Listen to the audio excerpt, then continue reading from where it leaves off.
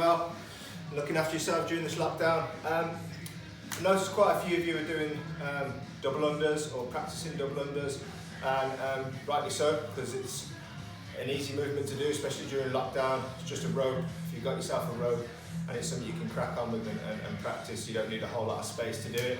And if the weather's good, chill in. So I just thought really, because we're doing double unders, that we'll do a bit of a tech video on it. I'm not saying I'm the world's best at double unders, but it's something I can do relatively big sets of, so I'm hoping I can sort of share some info with you guys, help you out a little bit. It's a great movement, comes up quite a lot in CrossFit, good functional movement. It's always there in the open.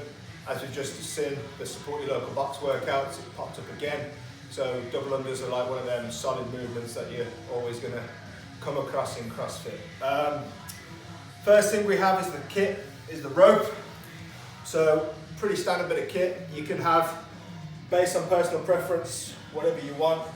I tend to go for quite thin because I feel I can move it quicker. Nice simple handles, you don't need anything fancy or flashy, but again, it's personal preference. The key thing to look for with a rope is it's the right size, okay? Now, if we put our foot under the rope, about the middle of your foot, okay, we stand up nice and tall, the handles should reach your chest or the crease of your armpit, whichever way, however you want to measure it. That's roughly where we should be getting, okay? If it's slightly too big, it's not the end of the world, but if it's too small, it's going to impact your technique.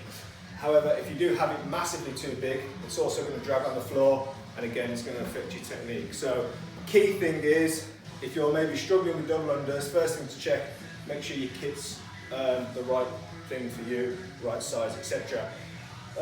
If you're wondering, this rope's SGF rope, bit on the expensive side, but awesome quality.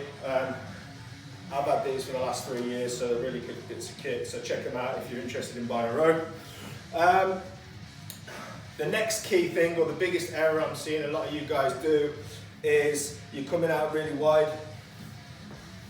You're coming out really wide with your hands. Okay, I might be slightly exaggerating here, but just look at the rope. Okay, the rope is at my mid-shin level.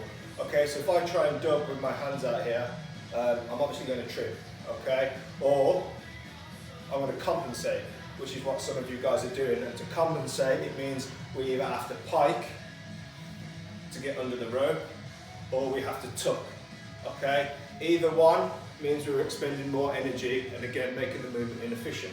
We want to be doing nice jumps up and down, expending the least amount of energy as possible, okay? So that's what happens if we go out wide. So what we really want to do is come nice and tight, okay? Try to think hands to pockets, okay? And that being said, we don't want to be here because that would be quite difficult to dub as well. But we want this nice sort of, and if you look at the slack on the rope there now, plenty of room if I'm jumping for me to whip that under my feet.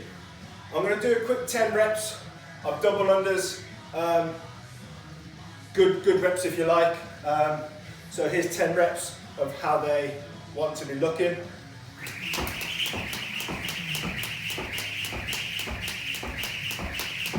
Okay, good reps. Now I'm going to try and demo them to you with my hands slightly wider, and I'm going to try not to trip. I might trip, so apologies in advance, but I'm going to show you how I automatically revert to either a pike or a tuck. If I know myself quite well, I'm probably going to tuck, but this is what will happen, okay? So again, notice where the rope is on my legs at the moment. I'm slightly tucking, I can feel it. Okay? And if I go out much, if I don't tuck, I'll end up tripping. So I'll try and jump straight now. Take two. I'll try and jump straight now, so here we go. There you go. Trip straight away. So having those arms out wide is a massive point to why you may be constantly tripping. And what tends to happen is, albeit if you're doing 300 double unders and you're starting to wander off wide and trip, it's not the end of the world, you're just getting tired, okay? But if you're practicing these, try and practice this situation here, okay? Even if we're just doing single unders, think arms close, arms close, okay? Same with any functional movement. There could be a whole load of things that could be causing you to fail or have issues, but I think they're the main problems. Maybe it's your kit, or maybe your arms are out too wide, okay? So try and practice those. Also, make sure you're jumping on your toes, stay on your toes, try not to land flat-footed. That'll just kill the speed out of your jump, okay? So hopefully this information helps, guys. Have a practice, have a play, maybe do a couple of EMOMs or something like that. If you need any help or inspiration, drop us a message, happy to help. And let us know how you get on. And if there's something else you feel you're doing that stuff and you're still not getting it, again, drop us a message, maybe some videos, send them me privately if you want, and I'll have a look for you and I'll see if we can do it over video, see if we can sort out what the issue might be and get that put right for you. Okay guys, happy dubbing.